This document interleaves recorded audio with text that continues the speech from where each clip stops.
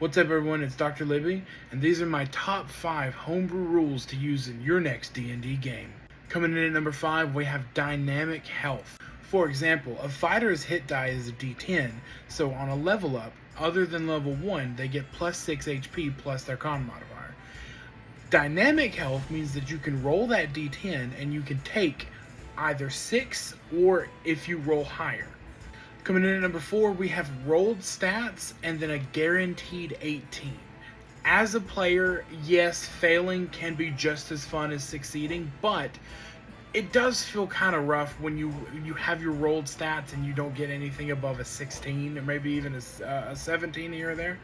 So what we do is you roll all 6 stats and then you can replace your lowest stat with a guaranteed 18 to be able to put in your preferred stat. Coming in at number 3, we have upgrading weapons. So what this is upgrading weapons are a base weapon that you as a character create when you create your character. Let's say you really want a longsword. You create your longsword, you can even give it a name if you so wish. And then as you level up in the campaign, the DM and you will work together to create a weapon balanced in encounters and however the campaign is being ran. But it dynamically levels up with you to be able to do something you want to do later. Coming in at number 2, and it's less about a rule and more about cool. We're talking about the rule of cool. It's more fun to just let some things slide even if they bend the rules a little bit. You're always going to remember the fun moment, and you're not really going to care about the moments where you're like, does the rules really allow for this to happen? Just go with it, and if you want to retcon it later, you can, and if you don't, you had a great moment and you followed the rule of cool. Coming in at number 1, and this is by far my favorite homebrew rule we have ever come up with at our table, and it's bonus action cantrips.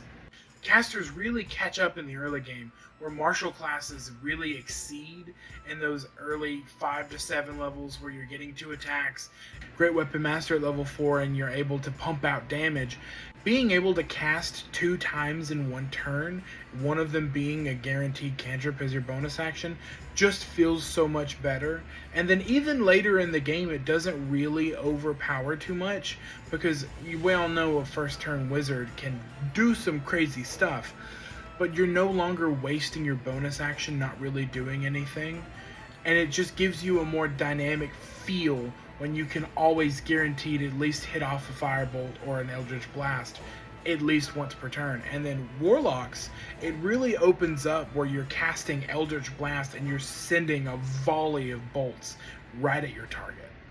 Give bonus action cantrips a try and tell me what you think about it in the comments down below.